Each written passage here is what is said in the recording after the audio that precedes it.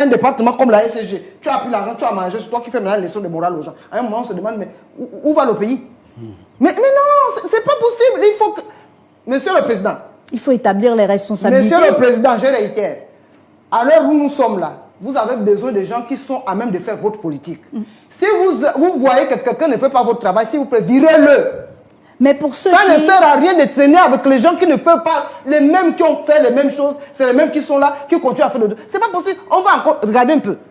On a une centrale flottante qui est arrivée, je ne sais pas. Tout ça, c'est de l'argent. Cet argent pouvait servir à autre chose. Et j'allais y arriver à ces solutions palliatives. À un moment, ça ne peut plus. Mais déjà pour les projets, restons d'abord sur les projets FEDE, Chute de l'impératrice et tous les projets qu'on nous a annoncés. Puisque ces projets ont été pensés, réfléchis, qu'ils existent quelque part, est-ce qu'il ne fallait pas, pour les autorités de la transition, simplement les faire sortir de leur tiroir et les relancer, ou est-ce qu'ils n'étaient pas bons en l'état? En production. C'est toutes les personnes qui flambent le budget en allant de gauche à droite. Lui, il va pour signer les partenariats. Les gens se baladent pour... Parce que pour acheter un groupe, le vendeur doit assurer à l'acheteur la formation des mécaniciens pour connaître comment ce groupe-là fonctionne. C'est là toute la réalité. Qui avait été faite. Mais alors, même quand vous parlez des audits, quel audit on va encore faire aujourd'hui alors que tout le monde sait ce qui se passe? Quand les langues sont en train de se délier aujourd'hui à la SCG, il y a qu'à appeler ces agents, parce que la plupart du temps, ce sont ces agents qui connaissent ce qui se passe. L'audit va encore prendre tout ça, c'est de l'argent qui sort. Parce qu'on a besoin d'audit, on ne sait pas ce qui se passe. Voilà. Mais il y a des études qui avaient été faites. Il faut peut-être rester sur le côté scientifique du raisonnement, Madame Nyangui. Madame la journaliste, je vous dis, de notre pays, les audits qu'on a fait, ça aboutit à quoi? C'est de l'argent qui est sorti. Et nous sommes en période de transition, oui, on ose espérer... On n'a plus besoin d'audit, on sait déjà que la SCG a tel problème. Oui. Il y a les documents. Mais là... Même si certaines personnes, quand elles vont, elles effacent les traces. Mais il y a toujours des traces qui restent. Alors, comme solution palliative, les autorités de la transition ont proposé des groupes électrogènes. Pour ces groupes électrogènes, qu'est-ce qu'on fait? Si vous dites qu'on ne fait plus d'audit, on ne fait plus rien, qu'est-ce qu'on fait? Puisque le président a dit aux techniciens, ça fait 2 mois. Et on est un peu en train d'espérer que véritablement au sein de la SCG, il y ait des techniciens. Mais que ceux qui sont partis suivre les formations n'avaient qu'à installer maintenant. Voilà. Parce que les directeurs sont allés suivre les formations. Parce que ils les connaissent, ils n'avaient qu'à les appeler pour aller faire les installations. Le personnel qui va conduire la marche du groupe, le personnel qui va maintenir.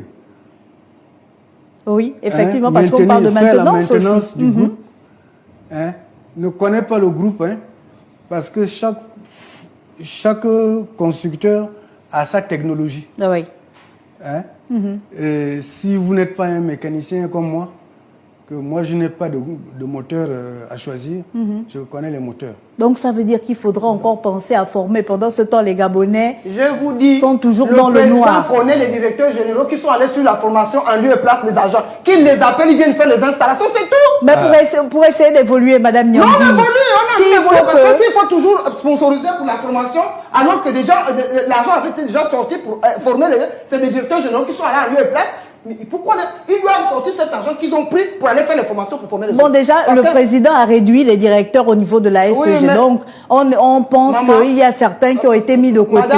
Madame la journaliste. Avec l'existant, qu'est-ce qu'on fait? Comment on fait pour essayer d'évoluer? Le problème, c'est que l'existant, ce sont les dépenses qui vont encore être effectuées. Nous, on a besoin d'argent pour que le pays change. On ne peut pas être tous les jours en train de venir arranger ce que les gens ont mangé. Non. Et il y a d'ailleurs 100 milliards qui ont été décaissés pour l'administration provisoire. 100 milliards, il connaît ce qu'ils ont mangé.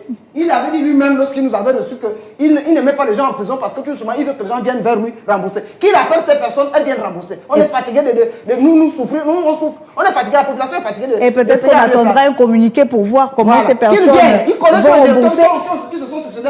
À côté de la question des groupes électrogènes, je voyais M. Mintogo sourire un peu quand on parlait de cette centrale flottante qui est arrivée voilà, récemment, qui devrait être aussi une sorte de solution palliative. Est-ce que vous y croyez, La centrale flottante sera comme les agrécots. C'est de l'argent qui va être pompé. Expliquez aux populations. La centrale flottante va demander 7 milliards. Mais la centrale va se connecter sur le réseau SCG. Qui est déjà... Qui n'est pas très... Il n'est pas vétuste. Quelle est la convention qu'ils ont faite pour que le bateau flottant de production là se connecte sur le réseau SCG. Quels devraient être les termes de cette convention selon vous pour que ça fonctionne bien? Justement, hein, il ne faudrait pas que le producteur du bateau soit trop cher. Il faut qu'il baisse les prix. Parce qu'il y a une véritable problématique aussi, puisque vous parlez de prix. Le coût de l'énergie au Gabon est assez élevé. On parle de 123 francs par kilowatt-l'heure. Alors qu'à côté, au Cameroun voisin, on est à moins de 70 francs, c'est voire 66 francs. Qu'est-ce qui est moins cher ici au Gabon?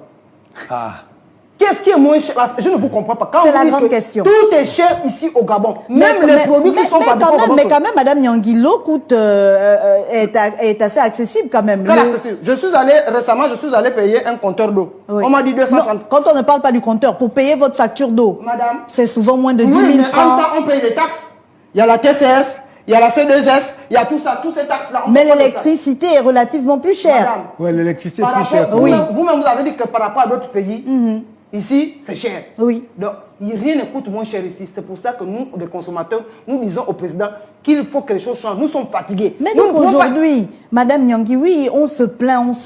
Et je pense que le constat a été fait. Le président lui-même a compris la supercherie qui se passait au niveau de la SEG. Et bien plus encore, il espère avoir des pistes de solutions. On met en place l'administration provisoire. On voit que même les solutions qui sont en train d'être trouvées, comme les groupes électrogènes, ce ne sont pas des solutions en tant que telles, tant que les techniciens n'ont pas la formation adéquate. La centrale qui arrive, si les termes du contrat ne sont pas clairement définis, ça pourrait encore faire grimper le coût de l'électricité. Oui. Alors, côté, qu'est-ce qu'il faut faire pour apporter l'électricité dans les ménages? Un conseil à donner au président de la République. Cette histoire de centrales flottantes, là, si ça ne tenait que moi, ça ne vaut la peine. Bon, c'est déjà là. Qu'est-ce qu'on en fait? On est obligé de le faire avec. La population n'a pas été consultée, parce que si on avait consulté la population, on aurait dit mieux. Parce que ça aussi, c'est de l'argent qui va sortir. Après, on va revenir sur les mêmes travers. Peut-être pas la population, mais les techniciens de la SEG, par exemple. Les SEG, ils ne seront pas contents.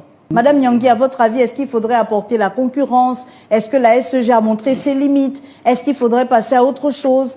Mais on aura toujours les mêmes conduites. Madame, vous savez, même quand les gens parlent de concurrence, nous avons les maisons de téléphonie mobile. Qu'est-ce qui change? De vous à moi, qu'est-ce qui change?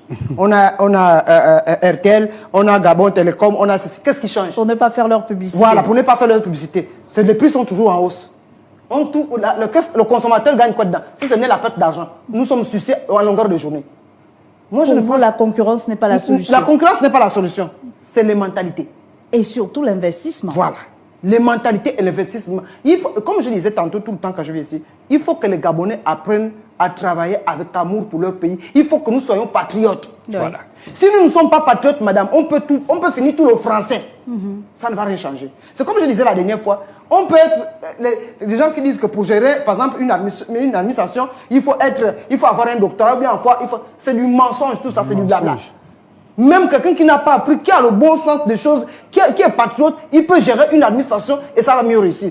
Toutes les personnes qui viennent nous payer les administrations. Quelqu'un vient, on te demande de venir arranger, tu viens, c'est pour venir gonfler les factures, sortir l'argent. En fin de compte, tu sors de là, les agents restent toujours pareils. Ça ne va rien changer. Alors, régler toute la question, mais qu'est-ce qu'on peut attendre d'elle dans l'urgence? On commencera par Madame Nyangui et on finira avec Monsieur Mintogo. Madame, on a débattu ici que le problème, c'est le manque de formation des techniciens. Oui. L'administration provisoire lui donne 6 mois. En 6 mois, elle va former les techniciens. Quels sont les gens Elle peut ouvrir le centre Jean Violas? En 6 mois, ils peuvent avoir la capacité qu'il faut pour les installations La formation, c'est 18 mois. C'est pas possible, ouais. Le formateur dit la formation, c'est 18 mois. 6 mois, c'est pas possible. 6 mois, c'est pas possible. Je vais là profiter encore pour attirer l'attention du président. Allez-y, ce sera Monsieur le président de la République, s'il vous plaît, lors de vos déplacements pour les signatures avec les investisseurs, demandez à vos ministres qui viennent avec vous d'amener avec eux les techniciens qui sont censés faire le travail au quotidien. Il n'est nullement plus question que ces ministres se baladent avec vous, alors que demain, après-demain, ils sont appelés à partir des départements ministériels qu'ils gèrent aujourd'hui. Après, quand ils partent avec toute la capacité. On fait quoi après?